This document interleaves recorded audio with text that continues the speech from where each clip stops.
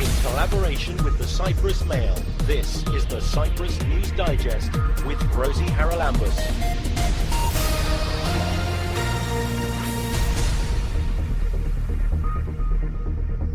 Coming up on this week's programme, as the authorities in the occupied areas look to opening up the fenced area of Varosha to investment, a Nicosia lawyer urges property owners to act quickly.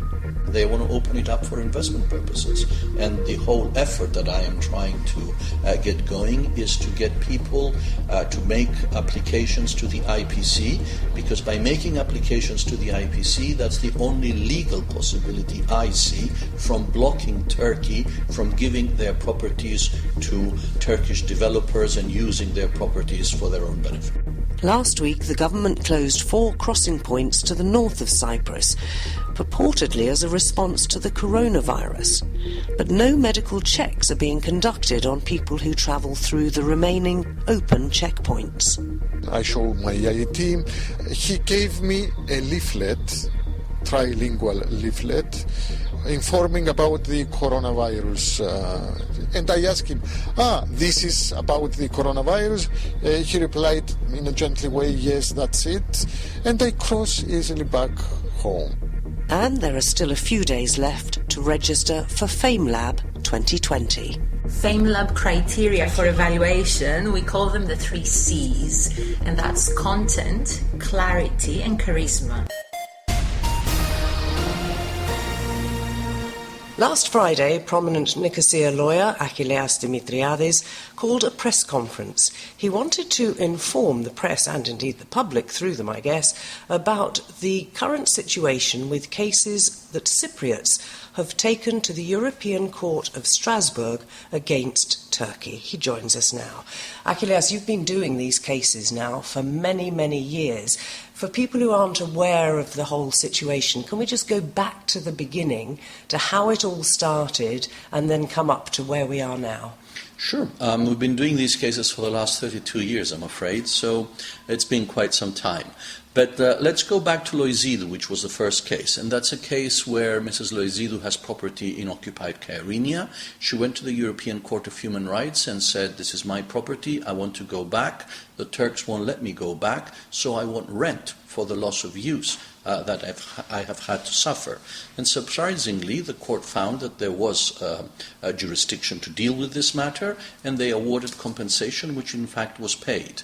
And the important thing we should say, if I recall correctly, is that she may have had the compensation paid, but it didn't change the fact that she still owns the property. Exactly, and it is because she still owns the property that the compensation in the form of rent was paid, and that accrues every month, every year that passes. Is she still getting paid? She's still not getting paid, but the obligation of Turkey to pay is still there, and it's on the basis of that obligation that because Turkey is depriving people from using their properties, that another 30 or so cases, the so-called Loizidou clones, were generated, and these cases went to Strasbourg, and judgments were awarded, and there were about 50 million worth of judgments by Greek Cypriots against Turkey for loss of use of their properties. And I presume in legal terms this means a precedent has been set. So why doesn't every person with property in the occupied areas do the same thing?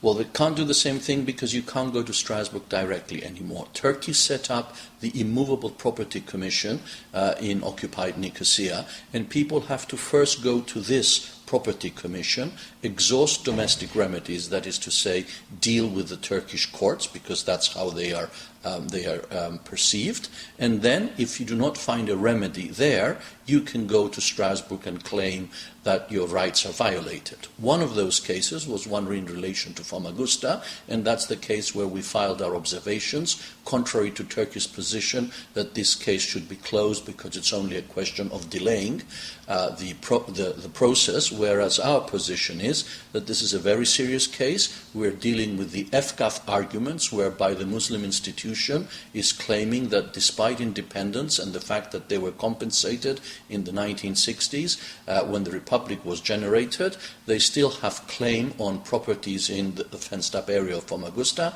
and therefore the Greek Cypriots cannot make claims. This is a very serious matter, and that's why we call the conference, because we are hoping that this case will have its day in court, and the FGAF argument will be dismissed by the court and therefore confirm that Greek Cypriots are still the owners of properties in the fenced-up area of Famagusta, and that FGAF doesn't really have a claim. And we should make clear that I think the compensation paid to FGAF was by the British. Oh, absolutely. They paid 1.5 million sterling in 1960 under Appendix U of the Treaty of Establishment, and this 1.5 million was in full and final settlement of all claims by Turkish Cypriots against the Crown. And in that, FGAF was one of the parties that was part of the deal. In fact, the then Vice President, Dr. Kuchuk, was also the President of the High Council of FGAF. So when he signed off the 1.5 million, he was doing so also on behalf of FGAF. And it's interesting to note that of that 1.5 million, 500,000 were actually paid in the personal account of Dr. Kuchuk and Mr. Dektash in order to cover the urgent needs of the Turkish Cypriot community. So they actually got 500,000 sterling in 1960. Rumor has it that some of that money was used by FGAF to build the Sarai Hotel and spent on various other matters, but I really wouldn't go further. Perhaps you should ask Turkish Cypriots to find out what happened to this 500,000 sterling. So where are we today? Because there are still lots of pending cases, and I seem to recall talking to you, was it a couple of years ago, about the fact that the Property Commission in the North had its knuckles wrapped, I suppose you would say, by the fact that they were taking far too long to process anybody who'd gone to them. So that is a different angle on it, isn't it? That's one angle. That's one angle in the sense that they are delaying the whole process, and that means that it is a violation of the right to a fair trial. In fact, if you want to get some numbers, the Commission, the IPC, the Immovable Property Commission, agreed to settlements of about 300 million sterling. Of that 300 million, they've paid out only 200, which means that there are Greek Cypriots who went to the IPC, made a deal, and haven't received their money into the tune of 100 million. These people are now going back to Strasbourg, to the European Court, and say that this domestic remedy that was generated by the Turks is not really effective, because we make an agreement and they don't pay the money. So what is this deal? And when are those cases going to be heard? Well, they're slowly moving along. The position now is that whenever a case goes to Strasbourg and it's communicated to Turkey, the Turkish government pays off the amount. So effectively, by going to Strasbourg, you ensure that whatever you've agreed before the Commission is actually honoured when Strasbourg intervenes. You just have to spend all the extra money on going to the court in Strasbourg to boot them up. Well, you don't really have to pay the extra cost, because normally these cases are done on a sort of deal basis, so people will pay a certain amount to have an all-inclusive arrangement. But yes, cases are going to Strasbourg. Turkey is beginning to pay, and now we are seeing the issue of the opening up of the fenced-up area of Famagusta, which is a huge issue. A lot of people are up in arms about it, and Turkey is claiming that they will open up the fenced-up area after the elections in the occupied areas. Now, once again, for people who aren't familiar, just explain what is special about the fenced-up area of Famagusta. Why is it different from Kyrenia, for example? Well, it's very different from Kyrenia because, unlike Kyrenia, the fenced-up area does not have a claim by a current user. It's an empty city, so there is no Turkish Cypriot or Turk or a foreigner living in that property. But then doesn't that mean that the owners can sue Turkey directly for making it a military zone rather than suing individual people for taking over their houses? Well, it's always individual people that make the claim, and it's always Turkey that you're suing. But the point here is that when you make the claim, you don't only ask for compensation, you ask for restitution. And restitution means you want your property back. So if there is no current user, there is no competing interest, and therefore your claim for restitution should be accepted. Why haven't we done this years ago? Oh, that's a very good question, but I'm not the one to answer that. My answers are confined to the call that I'm giving out to people that they should make claims in relation to the fenced-up area, especially in relation to the beachfront, which is about 425 plots of land from Costandia Hotel until the Golden Sands Hotel, because really Turkey is aiming for those beachfront properties. To do what?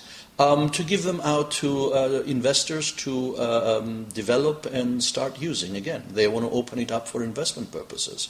And the whole effort that I am trying to get going is to get people to make applications to the IPC, because by making applications to the IPC, that's the only legal possibility I see from blocking Turkey from giving their properties to Turkish developers and using their properties for their own benefit. You mean while it's sub judice, as it were, then Exactly. they can't actually make a move? Exactly, and that has been proven by the statements that we've been seeing from the meeting that took place about 2 or 3 Saturdays ago, where the president of the Turkish Bar Association referred to 281 applications that were filed before the IPC in relation to the fenced-up area, which means that they've actually looked at all 6,000 of them, figured out which ones are in relation to Famagusta, put them aside, and for those they will receive a different treatment. And it is on that logic that I am calling on people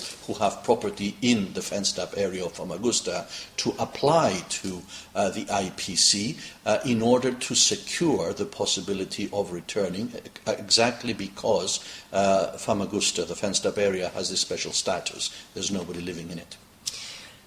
What's the government been doing about this over the past 40-odd years? Because it's just sat there, hasn't it? I don't mean the government. The fenced-up area has just been falling down. Well, nobody is dealing with this, really. I mean, everybody has been expecting Famagusta to be the first step in a possible solution, and I think the reason people are very upset about this is that because Famagusta will be opened up, according to the Turks, this in a way has deprived them of the first step which would have brought about the solution.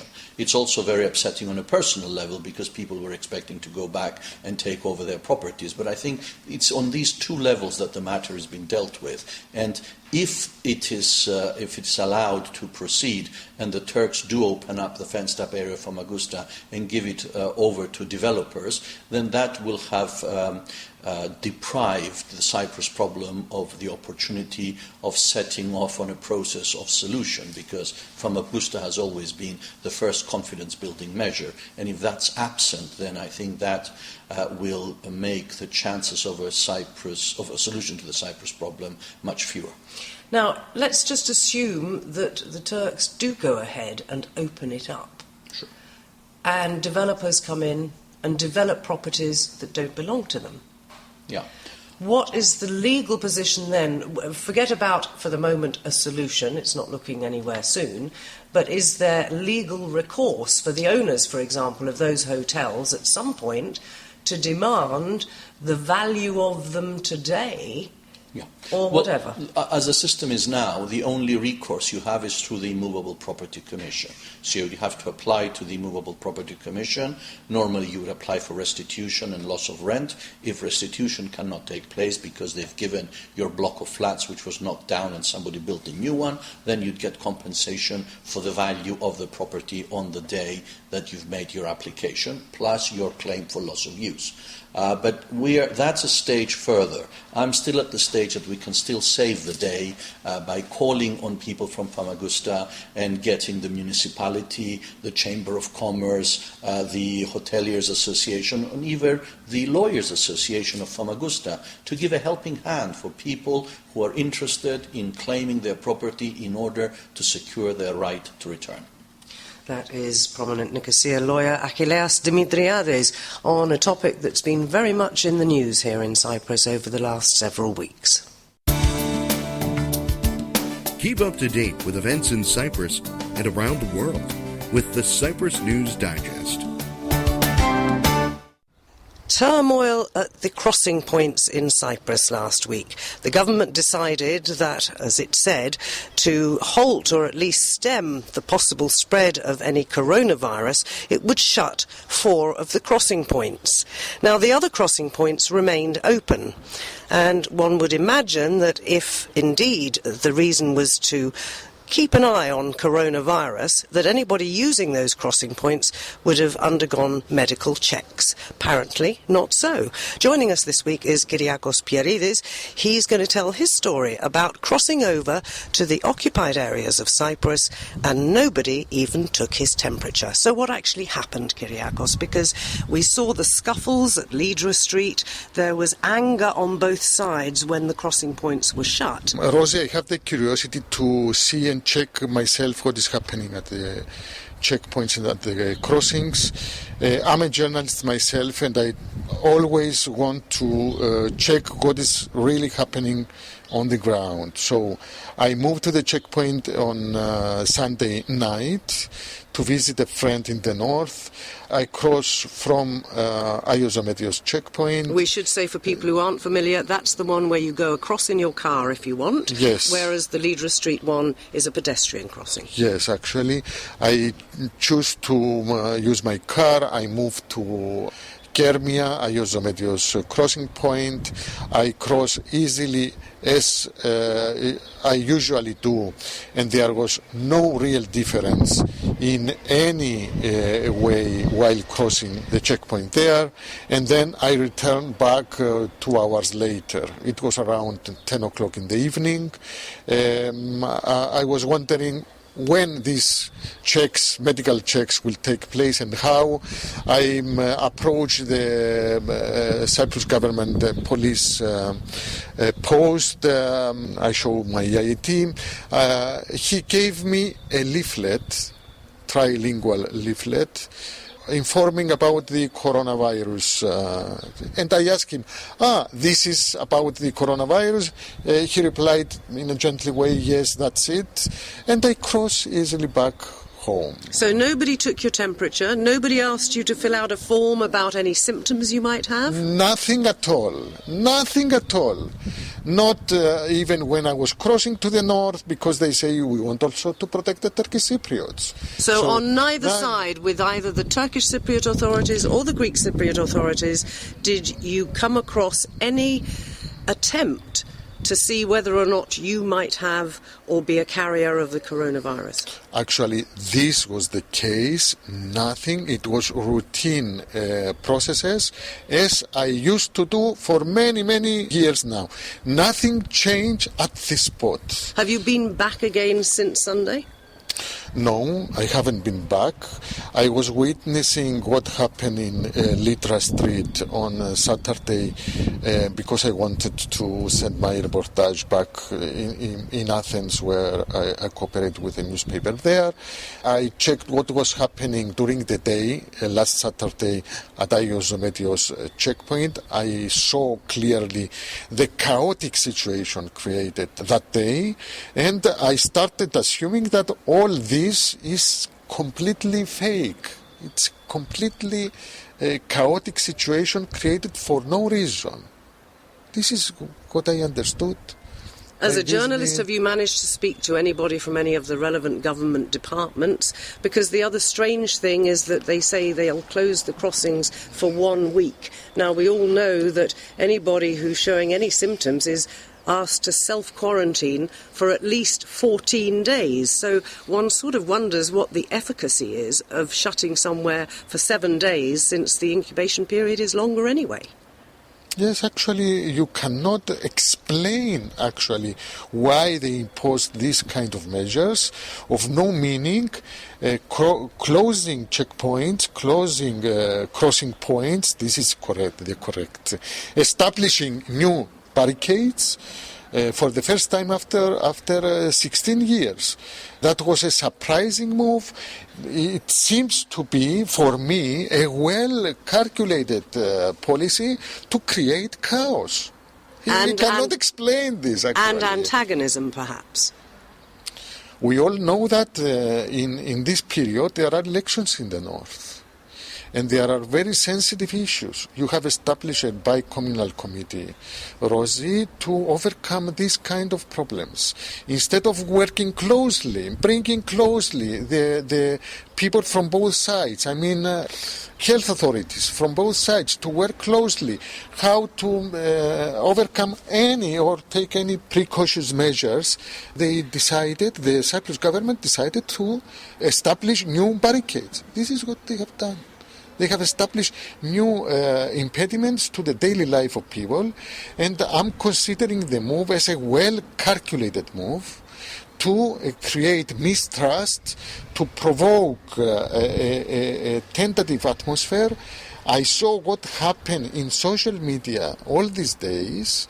All those people who are in one way or the other against any prospect of unifying this country, they found ground to speak openly about closing all barricades.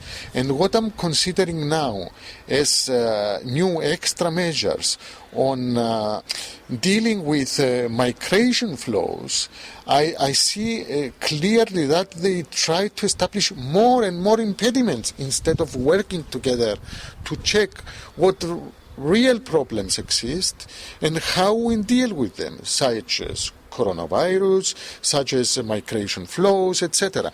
I believe that the way forward is to cooperate with the Turkish Cypriot community, not to take any kind of these measures who create, re-establish huge walls between the two sides. And that is journalist Kyriakos Pieridis with his impressions of the real reasons behind the closure of several crossing points in Cyprus.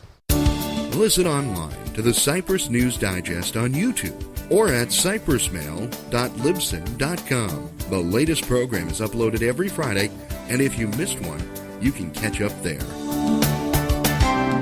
Can you explain a scientific concept to a lay audience in just 3 minutes? If you think you can, you still have a few days left to register for FameLab 2020. Now in its 10th year, the event is organised by the British Council in partnership with Psycho Cyprus. Monica Tantelli and Mirtani Pieri join us to explain what it's all about. Mirtani, first of all, tell us about Psycho Cyprus. Psycho is an NGO.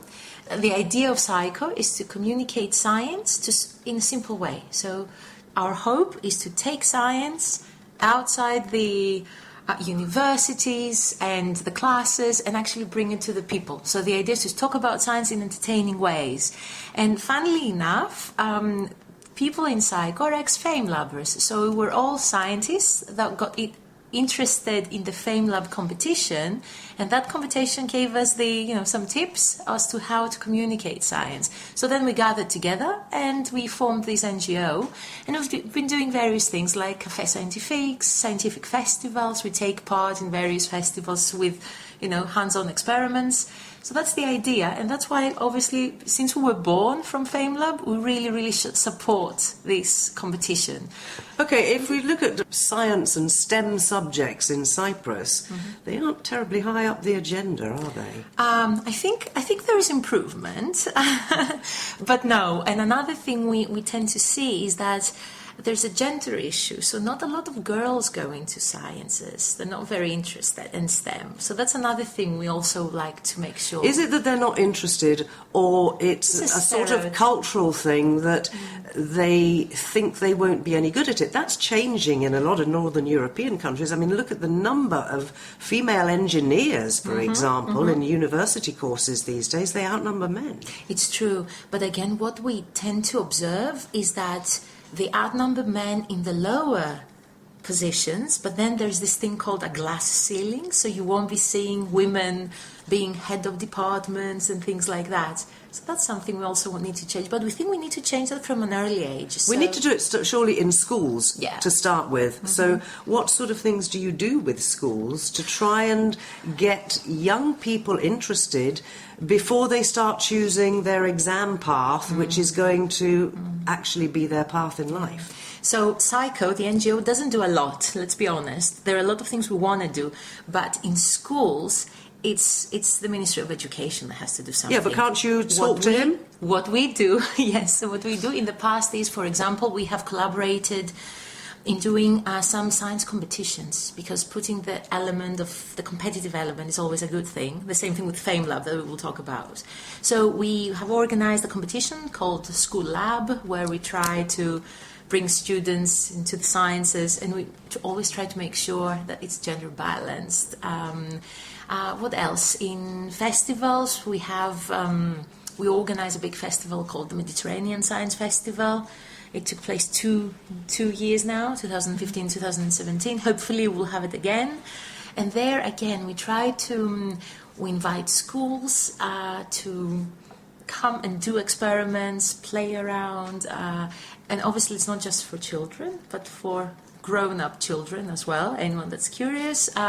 We also have layman talks, so we bring scientists, train them, in inverted commas, to speak science in a simple way, because you can have a fantastic scientist. And it's mumbo-jumbo. And then no one's going to love science ever again after the talk. So we have had... So it's communication as much as anything. Communication and that skills. brings us to FameLab. So who wants to tell me about the basics of FameLab? Okay, FameLab is a science communication competition, which, as Mirtani mentioned, it's simple. You have to communicate a science subject in a very simple way, so that people who do not have a science background can still understand. So contestants have 3 minutes to speak about a scientific subject, and they are marked. Yes, so there's the famous FameLab criteria for evaluation. We call them the 3 C's, and that's content, clarity, and charisma. So content is all about, you talk science, and science has to be accurate. Yeah. So we have a lot of pseudoscientists and charlatans out there talking science, but the issue here is that the content has to be evidence-based and accurate. So that's content. Clarity is, did people actually understood what you said? So the judges are every year either academics or journalists or actors, so people that they don't have to have a background in the science subject that you spoke about, so they have to understand it. And charisma, the final one, is probably the most difficult to explain. It's how do you stand on stage, and do you got goosebumps? Did you make us laugh? Did you make us, All right, it's audience engagement. Exactly. Mm-hmm. So if you think you can put those 3 things together and talk about a topic, and you're allowed props. I seem to remember talking about this 8 or 9 years ago, and a lot of the people used little props. Yes. So tell us about that too. Now, I think the golden rule is anything you can carry on stage by yourself. So not something where you need help to. And it could be, people have used fantastic things. So my favorite one would be a microbiologist that talked about E. coli infection. Okay, and he came on stage eating a doner kebab, and then he started explaining what happens when you have E. coli. So I thought that was fantastic. But people bring all sorts of things, glitter to talk about the Big Bang and how stars formed, or balloons. So you've got to be innovative as well about how you present something. Mm-hmm. Now, all these details, I presume, are online for people to find out about. So where do they go, and what do they do exactly? First of all, if you're interested in FameLab, like our Facebook page, FameLab Cyprus, and there you can find all the links. So there will be a link in the British Council's page where you can fill an online registration, which is very, very simple. We're just going to ask you things like, who are you? What do you plan to talk about? Why are you interested in science communication? Things like that. It's a very simple And online then what form. happens? And then you wait, and we get back to you.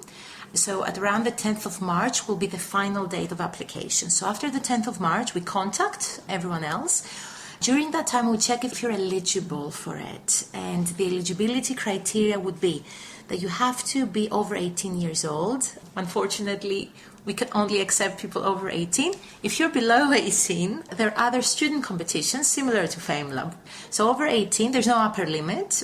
And you have to have studied in the sciences, medicine or engineering, anything that follows, let's say, the scientific method, or work somewhere in the sciences, and then you're eligible for it. Also, you have to have lived in Cyprus for 6 months, and you should be able to freely cross in the island. So unfortunately, we cannot accept applications from people that live the north of Cyprus and they need a visa to cross. So we don't. But everyone else is more than welcome to apply. So look out for the FameLab Cyprus either on Facebook or the British Council. They've got a website, it's britishcouncil.com.cy, and if you /FameLab, you'll find it there as well. Or I guess you could pick up the phone and call the British Council if you want to find out more.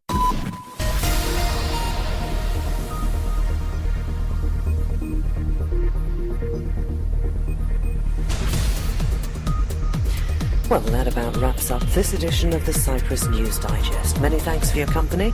Hope you'll join me next week. Till we meet again, take care and God bless. Bye-bye now.